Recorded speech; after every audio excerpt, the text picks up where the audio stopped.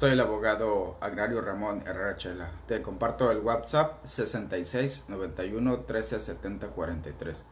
Repito, 66 91 13 70 43. Por si te quieres integrar al grupo, por si tienes alguna pregunta, lo puedes hacer con toda confianza sobre el tema de este video.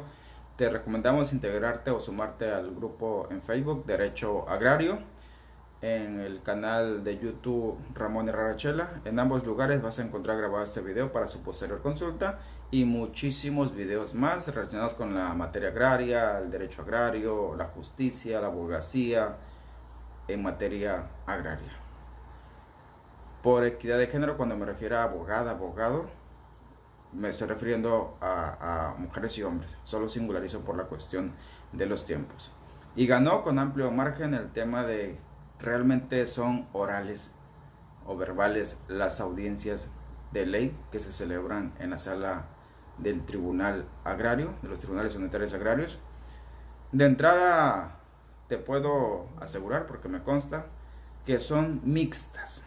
Es decir, sí predomina la técnica de la oralidad, pero debe de quedar constancia por escrito. Y queda por escrito porque los tribunales agrarios no tienen presupuesto para videograbar la audiencia, que debe ser predominantemente oral en materia agraria.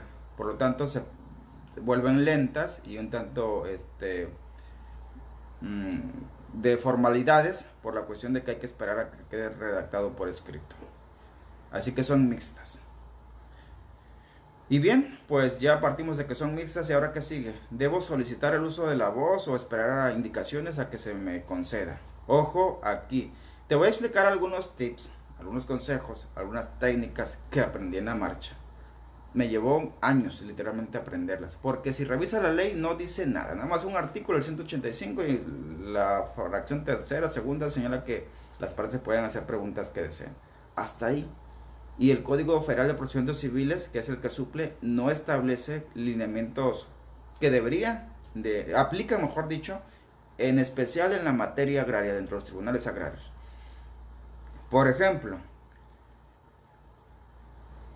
cuando tú, como abogado o abogada, consideres que es importante, que es necesario usar la voz, debes solicitarla. No debes de esperar a que te concedan la voz. No debes de esperar a que el magistrado o secretario suponga que tú quieres hacer uso de la voz.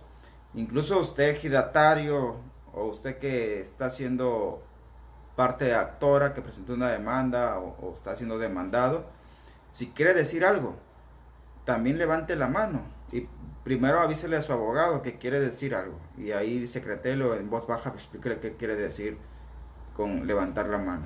O directamente, si considera que es importante eso, levante la mano, eso sí, hágalo con respeto y exponga el punto. Yo lo considero, le aconsejo que primero lo consulte con su abogado, no vaya a decir una imprudencia, no vaya a decir algo que le perjudique. Entonces ahí en secreto díganselo, están sentados juntitos precisamente para esos efectos. Entonces, debe solicitar el uso de la voz, colega, o usted, ejidatario, comunero o persona ajena al ejido que está haciendo parte en un juicio, debe solicitar el uso de la voz.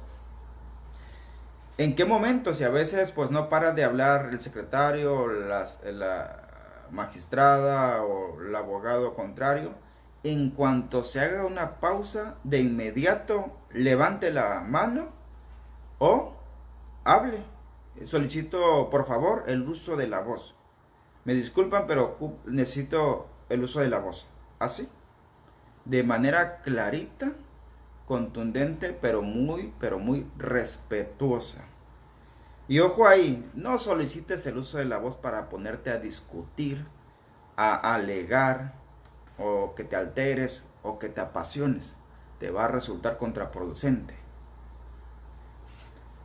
Cuando entres a una audiencia en materia agraria, concéntrate en lo que es legal, en la legalidad del acto, en la legalidad de los requisitos de legalidad, por ejemplo, de una audiencia, de la secuela procesal. No andes usando la voz para expresar lo que tú consideras que es justo, lo que tú consideras que es correcto, lo que tú consideras que debería ser o debe de ser. No, ten mucho cuidado con las apreciaciones personales respecto al juicio. Son muy riesgosas y te pueden exhibir. Una apreciación personal puede ser de que yo, licenciado Chela, considero que es injusto que a la contraparte le están concediendo varias veces el uso de la voz y que a mí no me dejan hablar. Esa es una apreciación personal, ¿sí? El hecho de que mi contraparte esté hable y hable y hable y diga puras tonterías, eso no le da ventajas a él. Eso no significa un favoritismo hacia él. Eso no significa que el magistrado está inclinando la balanza de la justicia hacia él. No, tú también puedes levantar la voz, si consideras. Pero si te vas a sumar a las tonterías que está diciendo el otro, pues ¿para qué? Mejor te quedas calladito. Mejor te quedas calladita. Concéntrate, ocúpate y preocúpate que lo que vayas a decir en cuanto uses la voz, sí tenga un razonamiento legal, sí tenga un sustento jurídico, sí tenga un fundamento en alguna ley, en alguna fuente del derecho, ya sea en la propia ley agraria, que está muy escasa, no tiene nada de sustentos ni fundamentos para usar la voz. Algunos los vas a encontrar en el Código Federal de Procedimientos Civiles, otros van a ser derechos humanos procesales, ahora llamada tutela judicial efectiva. Necesitas conocer la figura de la tutela judicial efectiva para que sepas qué derechos procesales tienes en una audiencia de ley, incluyendo pues la del tribunal agrario. O debes de conocer los principios del derecho, ya sea los generales o los particulares, es decir, que aplican predominantemente en materia agraria. Y de hecho en materia agraria sí hay algunos principios que son propios de esa materia. Pero pues es un tema muy amplio, que de hecho ya lo expuse en otros videos que te recomiendo ver. Y también puedes basarte en las reglas del derecho. Las reglas del derecho son las que no están descritas, pero que aplican, precisamente en situaciones como esta. De que si ya le concedieron por tercera ocasión el uso de la voz a mi contraparte sobre el mismo tema, es correcto que a mí también me lo concedan si yo solo solicito con esa frecuencia. Por regla del derecho, sí. Ninguna ley lo dice como tal, es una regla del derecho, por la equidad, ¿sí? Por la equidad de las partes, por la igualdad de las partes. Pero insisto mucho, no andes hablando nomás por hablar. Dijera mi madre, no hables nomás porque Dios te dio boca. Lo que vayas a hablar, que tenga una razón de ser. ¿Y cuántas veces puedo hablar? ¿Cuántas veces puedo solicitar el uso de la voz? Las veces que sean necesarias. Esa es la respuesta. Puedes solicitar el uso de la voz, así, por así decirlo, comenzar solicitando el uso de la voz. Tu contraparte es probable que también la solicite y argumente por ahí una situación que te puede causar perjuicio. Entonces tú puedes solicitar el uso de la voz ya en réplica. Y tu contraparte, sobre esa réplica que acabas de hacer, a su vez tiene derecho a utilizar la contrarréplica. Ahí se están aventando la pelota de tenis de un lado para otro, el ping pong de un lado para otro. Pero insisto mucho en eso, deben de estar discutiendo cuestiones legales. Nada de apreciaciones personales, nada de que estoy envuelto aquí en la bandera de la justicia y voy a ser el mártir. No, olvídate de lo que es la justicia, concéntrate en la legalidad. Si consigues la legalidad, dalo por hecho que se te hace justicia. Pero si te apasionas por la cuestión de la justicia, lo más seguro es que no consigas ni lo legal y mucho menos lo que es justo. Insisto mucho, no te exhibas abusando del uso de la voz, porque la autoridad sí te va a moderar, incluso te puede hasta sancionar, te puede aplicar una medida de apremio y ahí sales mal exhibido, y más con tu cliente, de que por qué lo multaron, andaba diciendo puras tonterías o qué, o a cada rato el tribunal le llamaba la atención que citara el fundamento. No por hablar mucho significa que tienes la razón. No por hablar mucho significa que llevas la de ganar. De hecho, me he topado con experiencias bochornosas o hasta que me dieron pena ajena, donde la secretaria de acuerdos se levantó del estrado, se acercó al abogado de la contraparte y le dijo, aquí está el Código Federal de Procedimientos Civiles. Cíteme por favor el artículo donde sustenta lo que usted me está diciendo, porque acaba de decir que tiene fundamento legal en el Código Federal de Procedimientos Civiles. Cítemelo.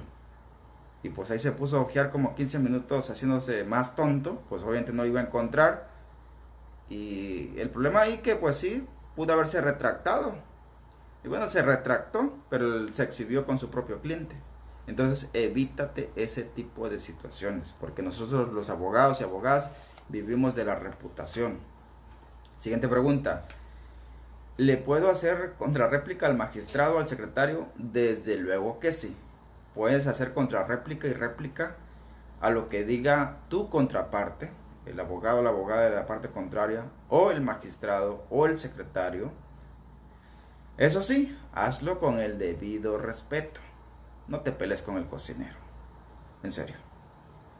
Y cuando vayas a utilizar la palabra por primera vez, por réplica o contrarréplica, no te burles.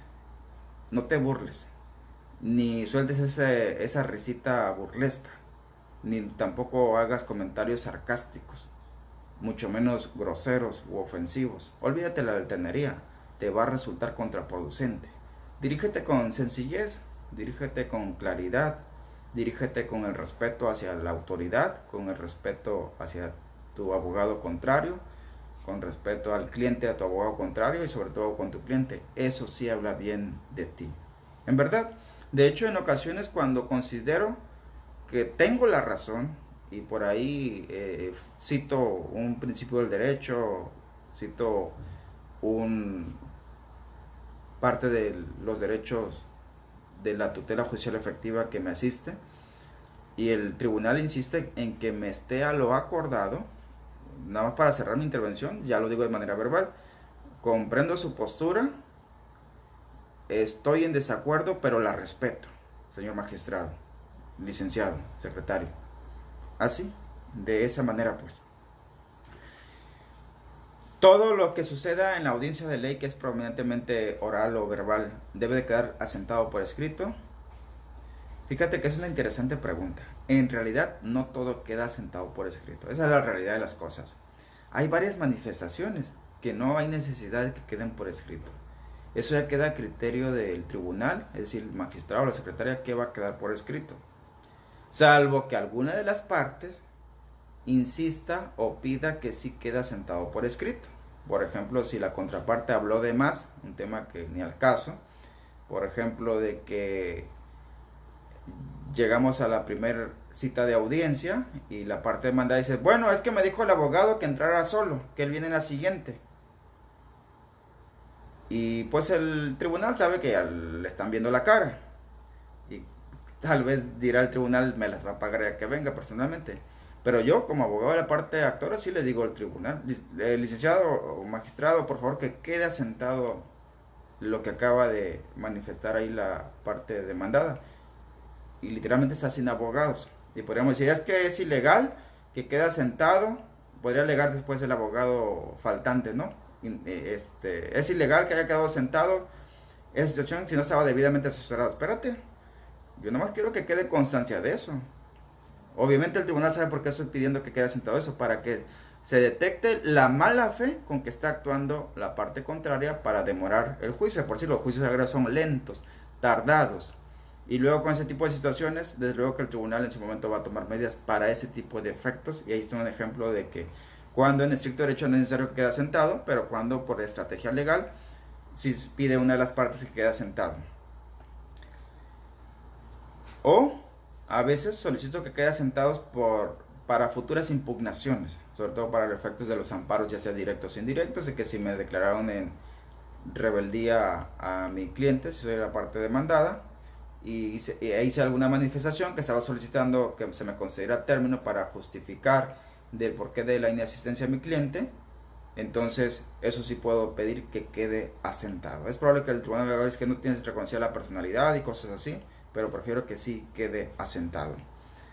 Y sí sucede, ¿eh? A veces el tribunal acuerda lo conducente y yo insisto en que solicito el uso de la voz y que incluso que quede asentado, que lo venía solicitando desde que inició la audiencia o la comparecencia y hasta en la parte final se me concedió. Porque ya sé que en cuanto solicito el uso de la voz, después de que el tribunal acuerda, sale la típica que no falla, estése a lo acordado, la típica frase. Pero ya dejé ahí asentado que sí me opuse en su momento. Lo que sí queda sentado de todo lo que sucede en una audiencia o una comparecencia, que son situaciones distintas, es lo que la autoridad considera que es más importante. Eso sí queda sentado, no te preocupes. A criterio del magistrado, a criterio del secretario y también a criterio de los abogados particulares o de la propiedad agraria, pero deben de solicitarlo. Así que a manera de conclusiones, los juicios agrarios, las audiencias agrarias en específico, son predominantemente orales, verbales, libres de tanto formalidad, de tanto formalismo. Y esto fue así porque se dirige a una clase vulnerable, a la clase campesina, a los que integran los ejidos y comunidades. Por eso no le ponen tanto protocolo a las audiencias de ley. Y créeme que ahí aplica el dicho de que calladitos nos vemos más bonitos, calladitas nos vemos más bonitas, en el sentido de que no te pongas a hablar de más. A veces es mejor quedarse callado dando la apariencia que sí ha de saber mucho y por eso está callado, a que te agarres hablando y te delates tú solo que no tienes ni idea de lo que estás diciendo o de lo que estás manifestando te está hundiendo o te va a repercutir en la sentencia definitiva. De hecho, este tema es uno de los tantos que se va a abordar en el diplomado de mañana. Si no te interesa tomar todo el diplomado, por lo menos te recomiendo que tomes esta clase. Lo puedes hacer, pagas nada más esta clase y listo. Es una inversión que te va a servir de por vida. Y de hecho el pago es simbólico, 600 pesos por 3 horas en vivo. Si te interesa, comunícate al teléfono que dejé al principio, al 6691 1370 43. Ahí voy a seguir revelando lo que nadie te dice. Por ahí me enteré que hay un magistrado que anda dando también un diplomado igualito al de nosotros. Pero siempre digo, un magistrado no te va a enseñar a litigar. Un magistrado es el árbitro del juicio. Ellos te van a sancionar, te van a castigar. No te van a andar enseñando cómo litigar. Es como si quisieras aprender fútbol y le vas a ir a preguntar al árbitro que te enseñe a jugar. No, tienes que ir con un entrenador. Tienes que ir con otro compañero que así le sepa las jugadas para que ahí te enseñe las técnicas y contratécnicas y demás jugadas que debes de saber. Esa es la gran diferencia entre los diplomados.